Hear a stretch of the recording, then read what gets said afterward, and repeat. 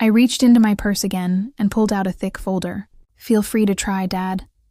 But you should know that Grandma Ellie hired the best estate lawyers in the country.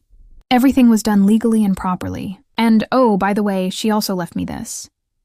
I opened the folder and showed them copies of bank statements, falsified invoices, and recorded conversations. She spent her final months gathering evidence. She has you on tape discussing how to hide the missing money. She has copies of the fake vendor accounts you created. She has bank records showing exactly where the stolen money went. Melissa finally found her voice, though it came out as a croak. Sarah, you don't understand. The business needed those investments. Investments? I laughed bitterly. Is that what you call your $15,000 monthly shopping budget? Your husband's $80,000 Porsche? The $300,000 you spent renovating your house last year? I stood up, still clutching Grandma Ellie's letter. Do you want to know the most pathetic part? While you were stealing millions of dollars, you couldn't even buy me a $20 Christmas gift. You were literally so greedy that you couldn't spare pocket change for your own sister and daughter. Who else is living for this moment? Drop a get them, Sarah, if you're loving this revenge. The aftermath was swift and brutal. Within an hour, half the family had left, mumbling awkward excuses about early mornings and other commitments. Jake sat in the corner, still processing that his sister was now one of the richest people he knew. My Aunt Susan approached me before leaving, hugging me tightly and whispering, "Your grandmother would be so proud." My parents and Melissa huddled together in the kitchen, having heated whispered conversations that I couldn't hear, but could definitely imagine. David had already called his own lawyer, smart man that he was, probably trying to protect himself from whatever legal fallout was coming. Around midnight, when the house was finally quiet, my father approached me. He looked like he had aged 10 years in the past few hours. "Sarah," he said quietly, "we need to talk." "Now you want to talk?" I replied. "Where was this energy when I was sitting there with no Christmas gifts while you gave Melissa $50,000 in stolen diamonds?" He flinched at the word stolen, but pressed on. "You're right. We've made mistakes. Big mistakes. But we're still family. Surely we can work something out." I looked at this man who had dismissed my achievements, ignored my potential, and excluded me from family celebrations for my entire life. This man who had stolen millions from his own mother's company, and then had the audacity to give my sister expensive gifts bought with that stolen money. Here's what's going to happen, Dad. Tomorrow morning, you and Melissa are going to resign from Mitchell Hotels. You'll both sign confessions detailing exactly how much money you stole and how you stole it. You'll enter into a payment plan to repay every single dollar over the next 20 years. His face went white again. "Sarah, be reasonable." "I'm being extremely reasonable," I snapped. "The alternative is federal prison. Do you want me to call the FBI right now?" He shook his head quickly. "You'll also undergo financial counseling and submit monthly budget reports to me. Every major purchase over $1,000 has to be approved by me personally. You want to act like children who can't control themselves around money? Then you'll be treated like children." Melissa appeared in the doorway, her diamond necklace finally removed, her makeup streaked with tears. "What about the necklace?" she asked quietly. I almost laughed. "What about it? Can I keep it?" The audacity was breathtaking. Even after being caught stealing millions, even after being exposed as a fraud in front of the entire extended family, she was worried about keeping her stolen jewelry. "Melissa," I said slowly, "that necklace was bought with stolen money. Money stolen from Grandma Ellie's company. Money that's now mine. So no, you cannot keep it." Guys, she really asked if she could keep the stolen jewelry. Drop the audacity if you can't believe it. She started crying again, but these weren't tears of remorse. These were tears of self-pity. Tears of someone upset that they got caught, rather than someone sorry for what they did. "Fine," I said, watching her pathetic display. "Here's what's going to happen with your precious necklace. I'm going to sell it and donate every penny to a charity for victims of financial fraud. At least then it'll do some good in the world." Over the following weeks, the Mitchell family drama became the talk of our wealthy Connecticut community. Word spread quickly about the inheritance bombshell and the embezzlement scandal.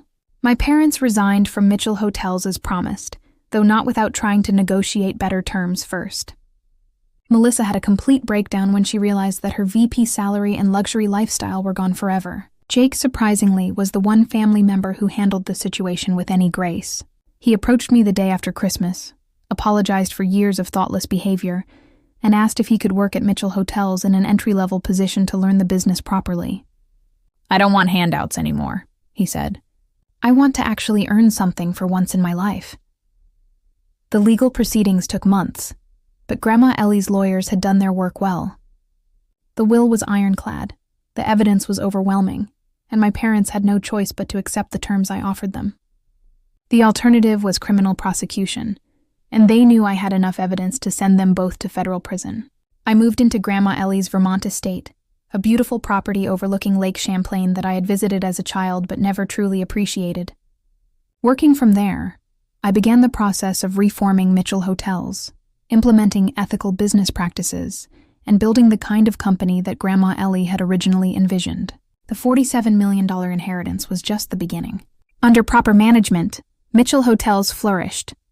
Without the constant drain of embezzled funds, the company's profits soared. Within 6 months, the business was worth twice what it had been under my father's corrupt leadership. But the most satisfying part wasn't the money. It was the respect. Suddenly, my opinions mattered. My achievements were celebrated. My presence was requested at family gatherings, not because I was obligated to attend, but because I was the head of the family business. The power dynamic had completely reversed. My parents, who once dismissed me as the independent daughter who didn't need their support, now called me every week asking for financial advice. Melissa, who had spent years treating me like an inferior, now spoke to me with a deference that would have been unimaginable a year earlier. Who else loves a good power reversal story? Drop. A justice served if this ending satisfies your soul. 1 year later, I hosted my first Christmas Eve as the head of the Mitchell family. The guest list was smaller, more selective. Jake was there with his girlfriend, now his fiancée, both of them working honest jobs and building a life without handouts. My Aunt Susan and Uncle Tom attended with their children, grateful to still be part of the family story. My parents came too, looking older and more humble than I had ever seen them. They brought modest gifts this time, thoughtful rather than expensive. Melissa attended alone, David having divorced her 6 months earlier, when he realized the full extent of the financial fraud she had been involved in. But the most meaningful moment came when I unveiled Grandma Ellie's portrait, now hanging prominently in the living room where everyone could see it. "Grandma Ellie taught me that integrity isn't inherited," I said, raising my glass to the family gathered around me. "It's earned through every choice we make, every principle we uphold, and every time we choose what's right over what's easy." I looked around the room at my family, this complicated, flawed, but ultimately redeemable group of people. She also taught me that forgiveness doesn't mean forgetting, but it does mean giving people a chance to be better than they were. My father wiped tears from his eyes. Melissa nodded silently, finally seeming to understand the magnitude of what she had done and what she had lost. "So here's to Grandma Ellie," I concluded, who knew that sometimes the greatest gift you can give someone is the truth, even when it hurts. As I looked around that room, at the family that had once dismissed me and now looked to me for leadership, I realized that Grandma Ellie had given me something far more valuable than $47 million. She had given me justice. She had given me vindication. And most importantly, she had given me the power to choose mercy over revenge, wisdom over anger, and love over resentment. The diamond necklace that had once symbolized my exclusion now sat in a charity auction catalog, about to raise money for victims of financial crimes. And I sat at the head of the table, wearing Grandma Ellie's simple pearl necklace, worth more in sentiment than Melissa's diamonds had ever been in dollars. Sometimes the best revenge isn't revenge at all. Sometimes it's becoming so successful, so powerful, and so gracious that your enemies have no choice but to respect you. And sometimes, just sometimes, the people who hurt you the most become the people who need you the most. That Christmas, I didn't get a single gift under the tree, but I got something far better. I got everything. As everyone settled into the living room, I stayed in the back, my purse clutched tightly in my hands. Inside was Mr. Hartwell's letter, along with copies of the most damning evidence from Grandma Ellie's investigation. I had decided that I would wait until after the gift exchange. Let them have their moment of triumph before I brought their world crashing down. If you were me, would you have waited or dropped the bomb immediately? Vote in the comments! My parents started with Jake, as usual. The baby of the family got to go first. He unwrapped a set of keys to a brand new Tesla Model S $120,000 worth of electric luxury that he absolutely didn't need since he already had a perfectly good BMW. Jake squealed like a child and hugged both parents while everyone applauded. Next came some of the extended family. Expensive watches, designer purses, jewelry that cost more than most people's monthly salaries. The Mitchell family Christmas was always a display of wealth, but this year felt even more excessive than usual. Then it was Melissa's turn. My father handed her a small Tiffany box with a smile that looked almost nervous. "This is from your mother and me, sweetheart, for everything you've done for the family business this year." Melissa opened the box and gasped audibly. Inside was a diamond necklace that literally sparkled under the Christmas lights. Not just any diamond necklace, but a stunning piece with dozens of diamonds arranged in an intricate pattern that probably took months to craft. "Oh my God," Melissa breathed, lifting it from the box. "This is beautiful. This must have cost $50,000, my mother said proudly. From Tiffany's private collection. The jeweler said it was perfect for someone as special as our Melissa." The room erupted in oohs and ahs. Everyone gathered around to admire the necklace as Melissa held it up to her neck, preening like a peacock. David, her husband, looked slightly uncomfortable, probably calculating how many months of his salary that necklace represented. "Put it on," my Aunt Susan encouraged. "Let's see how it looks." As Melissa fastened the necklace around her neck, she looked directly at me with a smile that I could only describe as smug. She knew. She absolutely knew that there were no gifts for me under that tree, and she was enjoying every second of my humiliation. Guys, the audacity. Who else has dealt with a sibling like this? Drop A for snake energy. After everyone finished admiring Melissa's diamond necklace, an awkward silence fell over the room. Jake had his Tesla keys. Melissa had her diamonds. The extended family had their expensive gifts. And I sat there with empty hands, pretending not to notice that everyone was carefully avoiding looking at me. Finally, my younger cousin Emma, who was 16 and apparently hadn't gotten the memo about ignoring my obvious exclusion, piped up, "What about Sarah? Where are her presents?" The silence became deafening. My father cleared his throat uncomfortably.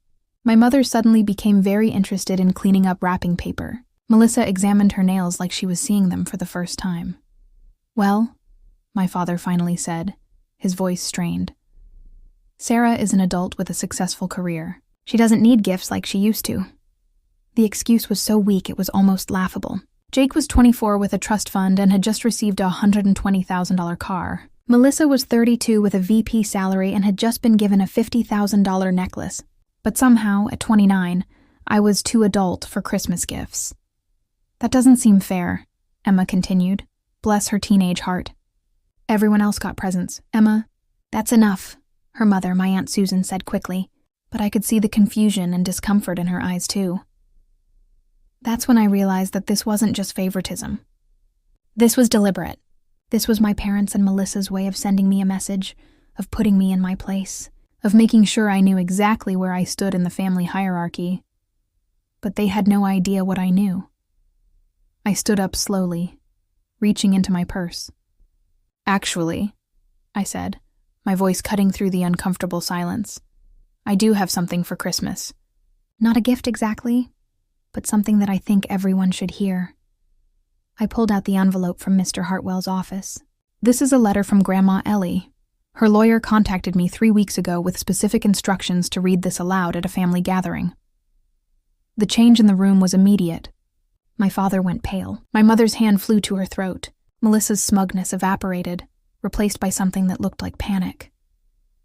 "Sarah," my father said quickly, "maybe this isn't the right time." "No, Dad," I said firmly. "This is exactly the right time." Grandma Ellie was very specific about when this should be read. She said it should be at a moment when the family's true nature was on full display.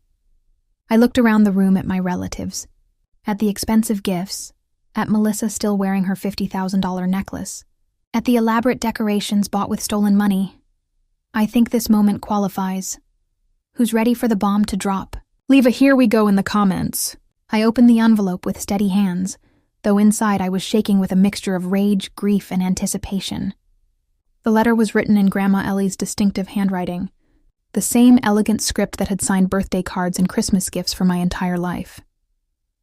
"My dearest family," I began reading aloud. "If Sarah is reading this letter to you, it means that I have passed away and that the time has come for certain truths to be revealed." The room was completely silent, except for the sound of my voice. Even the children had stopped playing, sensing the gravity of the moment. For the past 10 years, I have watched my son Richard and my granddaughter Melissa systematically steal from Mitchell Hotels, the company I built with my own hands over 40 years. I have documented every falsified invoice, every fake vendor payment, every dollar that was stolen from the business that should have been their inheritance. My father shot to his feet. "Sarah, stop this nonsense. Sit down, Dad," I said, without looking up from the letter. "Grandma Ellie isn't finished." He remained standing, his face now completely white. Melissa looked like she was about to vomit. My mother sat frozen, staring at me with wide eyes. I continued reading. "The total amount stolen is $8,247,000 over a 10-year period. This money was used to maintain a lifestyle far beyond what the legitimate profits of Mitchell Hotels could support. It paid for expensive cars, designer clothing, luxury vacations, and private school tuitions. It paid for a lifestyle built on lies and theft."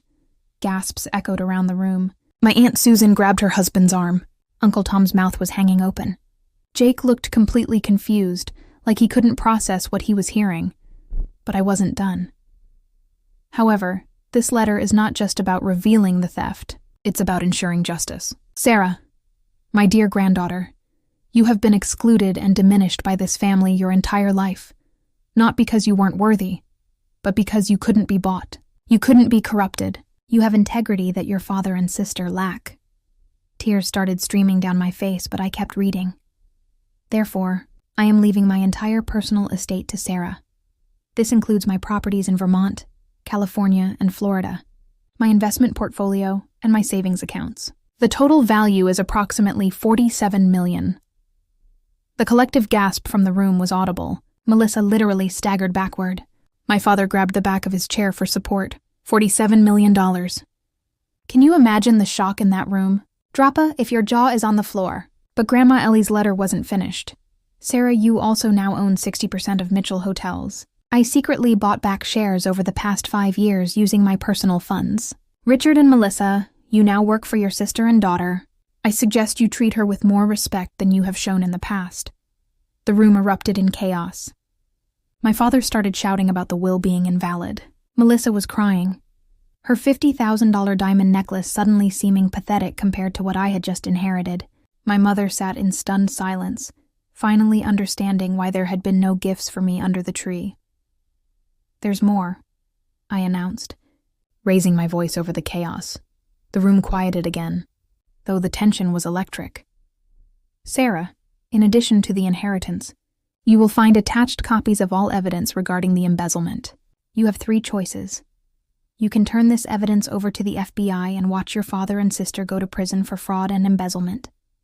You can use this evidence to quietly force them out of the company they've been stealing from. Or you can choose mercy, allow them to make restitution, and work under your supervision to repay what they stole." I looked up from the letter and stared directly at my father and Melissa. "The choice is entirely yours, Sarah, but remember, mercy is earned, not given. And respect is commanded, not begged for. You are now one of the wealthiest young women in the state, and you owe them nothing." The letter was signed simply, "With all my love and respect, Grandma Ellie." I folded the letter carefully and looked around the room at my family. Jake looked shell-shocked. The extended family members were staring between me and my father, like they were watching a tennis match. David, Melissa's husband, was edging toward the door like he wanted to escape. But it was my father who finally broke the silence. "This is impossible," he said, his voice shaky. "You can't just change a will 2 months before death. We'll contest this. We'll fight it in court." My name is Sarah Mitchell, and I'm 29 years old. On Christmas Eve 2024, I watched my sister Melissa unwrap a $50,000 diamond necklace from Tiffany's while I sat there with empty hands. Not even a card. But when I pulled out my lawyer's letter and read it aloud to the entire family, that diamond necklace suddenly looked like costume jewelry compared to what I had just inherited. Who here has ever been completely ignored on Christmas? Drop A and stay until the end, because this plot twist will blow your mind. What happened that night didn't just change Christmas dinner, it changed my entire family's future forever. And the secret my grandmother kept for 20 years? You're not going to believe it. Let me take you back to understand how we got here. I'm the middle child in the Mitchell family. Melissa is 32, the golden child who could do no wrong. Then there's me, and my younger brother Jake, who's 24, and has always been treated like the baby prince. My parents, Richard and Patricia Mitchell, own a successful chain of luxury hotels across the East Coast. Money was never an issue in our house, except when it came to me. Growing up, Melissa got everything first and best. When she wanted piano lessons, they bought a $15,000 Steinway baby grand. When I asked for guitar lessons 6 months later, they said maybe next year, and that year never came. When Melissa wanted to go to Stanford for her MBA, they paid the full $200,000 tuition without blinking. When I got accepted to Columbia's journalism program, they said I should consider state school to save money. The pattern was always the same. Melissa's achievements were celebrated with expensive dinners and gifts. My accomplishments barely got a mention. When I won a National Journalism Award at 25, my mother said, "That's nice, dear," and immediately changed the subject to Melissa's new promotion at Daddy's company. Yes, Daddy's company, where she was handed a VP position straight out of business school while I had to build my career from the ground up as a freelance investigative journalist. Guys, who else has dealt with obvious favoritism in their family? Drop a same here if you feel my pain. But the person who always made me feel seen was my grandmother, Eleanor Mitchell. Grandma Ellie, as I called her, was my father's mother, and the original founder of Mitchell Hotels. She built that empire from a single bed and breakfast in Vermont back in the 1960s. While my parents were always too busy playing favorites, Grandma Ellie treated all 3 of us grandchildren equally. She was the one who encouraged my writing, who celebrated my journalism awards, who told me I was destined for greatness even when my own parents couldn't see it. Grandma Ellie passed away 8 months ago from cancer. I was the one who spent every day with her in the hospital during her final weeks. Melissa was too busy with work, and Jake was dealing with his own stuff. My parents visited twice a week for an hour each time, but I was there, holding her hand, listening to her stories, making sure she wasn't alone. In those final days, she told me things about our family that I never knew. Dark secrets about the business, about my parents' marriage, about decisions that were made before I was born. The funeral was typical Mitchell family theater. Melissa wore a $5,000 black Chanel dress and cried dramatically for the cameras because, yes, there were local news cameras since Grandma Ellie was somewhat of a local celebrity businesswoman. My parents gave a beautiful eulogy about what a wonderful mother and businesswoman she was. I spoke about the grandmother who taught me to be strong, to never give up, to always fight for the truth. Jake mumbled something about missing her cookies. After the funeral, we all assumed the inheritance would be split equally among the grandchildren, maybe with a larger portion going to my father as her only child. Grandma Ellie had always been private about her finances, but we knew she had accumulated significant wealth beyond just the hotel business. She had investments, properties, and what she always mysteriously called her special accounts. If you've lost someone who truly saw you, you know this pain. Drop a for Grandma Ellie. For months, we heard nothing from her lawyers. My parents seemed oddly nervous whenever the subject of the will came up. They kept saying the lawyers were still sorting things out, and that these things take time. But I'm an investigative journalist. I know when people are hiding something. The way my mother would change the subject whenever I asked about the estate. The way my father would avoid eye contact. The way Melissa seemed unusually smug whenever Grandma Ellie's name came up. So I did what I do best. I investigated. 3 weeks ago, I discovered that there wasn't just one will. There were 2. The first will, dated 5 years ago, left everything to my father with instructions to divide it equally among the grandchildren. But there was a second will, dated just 2 months before Grandma Ellie died, and this one told a completely different story. The second will had been executed by a different law firm, one that my family's usual lawyers had never heard of. It took me weeks of digging, calling in favors from my journalist contacts, and following paper trails, but I finally tracked down Jonathan Hartwell Iskand, the lawyer who had handled Grandma Ellie's final will and testament. When I called his office, His secretary initially said they couldn't discuss client matters, but when I explained who I was and mentioned that I was Eleanor Mitchell's granddaughter, Mr. Hartwell himself got on the phone. "Ms. Mitchell," he said, "I've been trying to reach you for months. Your grandmother left very specific instructions about how and when you should be contacted regarding her estate." My heart started racing. "What kind of instructions?" "She wanted you to be contacted directly, separate from the family. She was quite clear that you were not to learn about this through your parents or siblings. She said, and I quote, 'Sarah is the only one who will understand why I did what I did.' Guys, I'm getting chills just remembering this phone call. Droppa, if you're as shocked as I was." Mr. Hartwell explained that Grandma Ellie had discovered something about my parents and Melissa that changed everything. In her final months, she had hired a private investigator to look into the family business after noticing some suspicious financial discrepancies. What she found was a systematic embezzlement scheme that had been going on for over 10 years. My father and Melissa had been siphoning money from Mitchell hotels, creating fake vendor accounts, inflating renovation costs, and pocketing the differences. They had stolen over $8 million from the company that Grandma Ellie had built with her own hands. The expensive gifts, the luxury lifestyle, Melissa's designer wardrobe, even the $200,000 they spent on her Stanford MBA, it was all stolen money. But here's the kicker. Grandma Ellie had been secretly documenting everything. She had copies of falsified invoices, bank records showing the transfers to personal accounts, even recorded phone conversations where my father and Melissa discussed how to cover their tracks. She had enough evidence to send them both to prison for decades. Instead of turning them in immediately, Grandma Ellie made a different choice. She quietly moved all of her personal assets, properties, and investments into a trust with me as the sole beneficiary. The hotel business, which was technically separate from her personal wealth, she left to my father, but with a catch. The second will contain a detailed letter explaining everything she had discovered, along with copies of all the evidence she had gathered. The letter was to be read aloud at a family gathering of my choosing. Grandma Ellie's instructions were clear. I was to pick the moment when it would have the most impact.